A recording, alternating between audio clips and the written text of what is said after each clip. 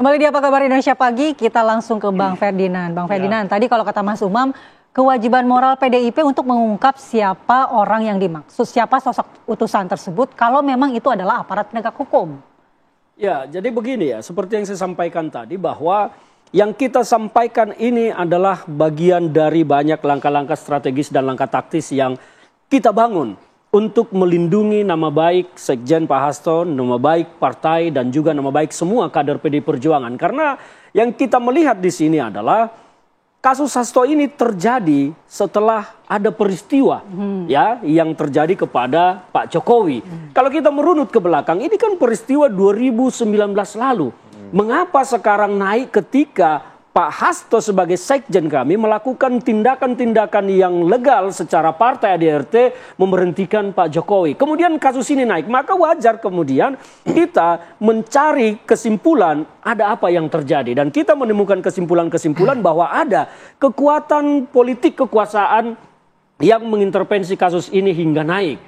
Dan telunjuk kita semua tertuju kepada selama ini yang kita duga bahwa tidak mungkin peristiwa ini terjadi tanpa adanya kekuasaan politik. Jadi kalau Bang Damanik tadi sampaikan bahwa ini dipolitisasi PDI Perjuangan, tidak. Justru PDI Perjuangan menangkal upaya politik kekuasaan yang mengintervensi kasus ini yang ingin menghajar PDI Perjuangan secara opini. Karena kalau kita lihat peristiwanya ini kan hanya bermodal satu pihak. Sampai sekarang Harun Masiku tidak jelas di mana rimbanya. Kalau hanya bermodal chat WA menyuruh seseorang, kan harusnya dikonfirmasi dong kepada yang menerima percakapan tersebut. KPK sampai hari ini tidak pernah bisa mengkonfirmasi kebenaran chat itu kepada Harun Masiku. Jadi kalau kita bicara fakta hukum seperti itu, tapi saya tidak mau masuk kepada pokok perkaranya. Kita bicara tentang apa yang terjadi sekarang. Nah, kalau Bang Umam tadi menyampaikan ada kewajiban moral dari PDI Perjuangan membuka. Betul, kita pasti akan memberikan pertanggungjawaban moral kita kepada publik. Kita akan buka ketika waktunya tiba. Kapan? Karena Pak Jokowi sendiri menantang. Sampaikan dong siapa orangnya. Kita justru menunggu respon dari Pak Jokowi sejauh mana dia akan berani menanggapi yang diberikan oleh PDI Perjuangan ini, informasi yang diberikan PDI Perjuangan ini dengan langkah-langkah yang konkret, bukan hanya bicara. Karena dalam teori juga orang yang kejepit ya biasanya suaranya akan jauh lebih kencang lagi. Jadi Pak Jokowi kalau kita lihat selama ini selalu dingin ya, kula. Tapi sekarang kenapa suara beliau agak naik? Itu pertanda bahwa beliau sedang kejepit, maka suaranya agak naik. Jadi kita lihat saja nanti PDI Perjuangan tentu punya langkah-langkah dan yang sudah diperhitungkan secara matang. Kapan kita akan membuka keran air, kapan kita menutup, kapan kita menyalakan api, kapan kita sebelum lebaran ya kalau bisa ya kan. Saya tidak mau bicara tentang sebelum lebaran atau tidak setelah lebaran. Kenapa nggak mungkin Mas Rudi? Ya saya bilang ini cuma ngomong kosong, framing. Kembali lagi selalu ngomong kosong, selalu ngomong kosong. Yang terakhir apa? Ada narasi lain selain ngomong kosong. Yang terakhir apa? Yang terakhir berapa?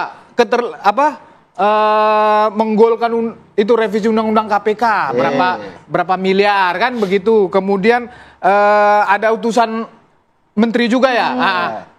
Sampai sekarang ada nggak? Yang sebelumnya juga kan begitu semua ini. Tapi katanya reaksinya akan kencang kalau kejepit. Benar nggak kejepit? Kemudian tadi Bang Ferdinand menyampaikan yang nyari karena udah terjepit.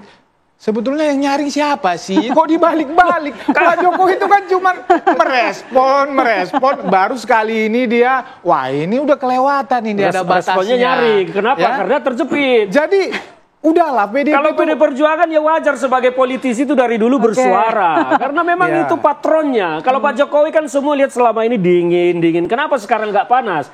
Karena ada sesuatu yang kena di jantungnya. Ya kita lihat aja nanti. Tapi Projo akan mendorong Pak Jokowi melakukan langkah apa nih kalau sudah dipancing-pancing seperti ini terus? Katanya kan memang menunggu momen yang tepat, menunggu reaksi Pak Jokowi begitu. Ya gini, seperti aku bilang tadi, ya pendukung sebetulnya ini udah nggak sabar ya Pak Jokowi diperlakukan seperti ini. Tetapi kalau bicara tentang hukum kan itu kan harus dianalisa. Saya bilang tadi, ini PDIP ini, Deddy Sitorus ini juga pintar kan sebetulnya dia nggak nunjuk, langsung Jokowi yang kirim utusan, Jokowi melakukan ini kan nggak begitu sebetulnya. Sementara pertanggungjawaban pidana kan harus yang bersangkutan kan perorangan. Jadi seperti saya bilang ini kan hanya framing ya, membangun opini publik supaya syukur-syukur nanti juga hakim akan terpengaruh. Saya bilang nggak akan terjebak lah ya. Kita bisa pelajari terakhir-terakhir ini putusan hakim itu bagaimana. Tadi Bang Umam udah bilang di KPK itu hampir 99% akan vonis ya. Jadi saya lihat ini PDIP ini takut. Enggak lah, PDIP enggak ada takutnya sama sekali. Akan terbuka. Tadi dibilang 2019. Justru kita menunggu. Ini juga dibalik-balik. Justru kita menunggu. Siapa aktor kekuasaan di balik ini? Kenapa 2019 atau 2020 itu ini tidak naik? Ya justru kita menunggu di persidangan. Itu harusnya ditanya ke Pak Jokowi. Ya makanya karena statement itu pun pernah keluar bahwa selama ini katanya beliau yang melindungi sehingga tidak naik. Siapa yang bilang? Ada dong, baca di media. Nggak ada, Pak Jokowi mana pernah ngomong begitu. Jadi justru kita menunggu siapa sebetulnya aktornya, aktor kekuasaan itu di 2019 atau 2020 kasus ini tidak naik. Bahkan kita dengar dari mantan-mantan penyidik KPK, Hasto dekat sama Firly.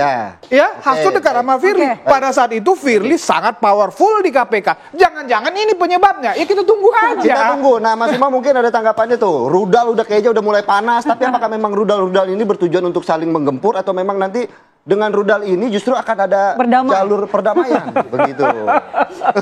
Kalau rudalnya ada ya. Jangan-jangan rudalnya omon-omon juga. Artinya begini, kalau misal kemudian dua kekuatan saling menggertak, itu artinya dalam konteks tradisi realis, itu membuka ruang negosiasi. Artinya negosiasi untuk melakukan perdamaian. Nah, tetapi dalam konteks ini tentu basis ego dari masing-masing kekuatan politik yang kemudian diutamakan. Di titik mana kemudian ruang negosiasi itu bisa terjadi. Karena kalau misal tidak, ini saling buka, itu bisa menciptakan namanya politik tiji-tibeh. Mati siji, mati kabeh. Artinya apa? Masing-masing tentu pernah berada di kekuasaan, mengeksersis kekuasaan, sudah tahu masing-masing kartu trufnya masing-masing. Kalau misal kemudian disampaikan kemarin oleh Mas Hasto, ada sejumlah bukti-bukti yang kemudian bisa mendegradasi kredibilitas dari Pak Jokowi sebagai mantan pemimpin, maka itu sangat luar biasa impact-nya. Tetapi begini, di sisi yang lain dalam konteks PDIP, kita perlu melakukan meta-analisis. Apakah misalnya tadi disampaikan oleh Bang Ferdinand, merepresentasikan hampir semua basis kekuatan PDIP, ataukah ada semacam faksi-faksi di dalam internal kekuatan PDIP? Karena kalau misal kemudian kita cermati, Bang Deddy Sitorus dan teman-teman ya, tentu memiliki kedekatan dengan Mas Hasto ya, Pak Hasto. Tetapi di saat yang sama, kita juga mencermati kenapa misalnya ada partikel kekuatan lain di dalam PDIP yang justru di tengah kerumitan dan kompleksitas isu ini melakukan manuver yang begitu slow dan juga fleksibel. Kita tahu kemarin saat PDIP saling beradu argumen dengan Pak Jokowi secara tidak langsung, Mbak Puan justru dengan santai loh melakukan kegiatan bersama di Akademi Militer bersama dengan Pak Jokowi. Artinya apa? Terlihat nyaman begitu ketika datang. Nyaman sekali. Artinya apa? Ada basis dua kekuatan yang tampaknya memiliki orientasi aspirasi politik yang berbeda. Nah, ini yang kemudian harus kita petakan secara cermat. Apakah kemudian ini menarasikan argumen secara kolektif PDIP ataukah tidak? Meskipun tolok ukur di dalam konteks sistem internal kepartean di PDIP basisnya adalah demokrasi terpimpin. Maka yang bisa kita jadikan sebagai rujukan adalah sikap dari Bu Mega. Nah, kalau misal selama ini Bu Mega memang cukup frame ya, cukup firm dalam konteks bagaimana relasi terhadap peta kekuasaan itu. Dan kita juga tidak bisa meng-underestimate yang menjadi concern dari PDIP karena memang ini basis teori. Di banyak sekali riset-riset anti korupsi dilakukan Susan Ross Ackerman, dilakukan oleh John Kuah dari National University of Singapore. Banyak studi kasus di mana penegak hukum itu menjadi alat kekuasaan untuk melakukan politisasi. Nah, ini yang kemudian concern itu tidak boleh kemudian hanya menjadi narasi-narasi besar. Harus dibuktikan, dibuka dalam ruang terbuka supaya kemudian tidak masuk dalam ruang gelap yang endingnya ya berarti bisa dibilang kuncinya adalah di sini adalah Bu Mega sebagai sosok yang bisa dibilang untuk membuka jalur negosiasi dalam waktu dekat begitu. Baik. Mas Umam, terima kasih banyak atas penjelasannya. Bang Ferdinand, terima kasih. Saya penasaran satu aja pendek langsung. Bang Freddy, jadi open house atau enggak Pak Jokowi? Pak Jokowi enggak open house. Oh ya udah. Pak Jokowi enggak open house, tapi kalau rakyat mau datang kata silakan. Terima kasih Mas Ferdinand. Kalau kader PDIP mau datang? Ya boleh. Kalau PDIP datang damai dong ya. Oke.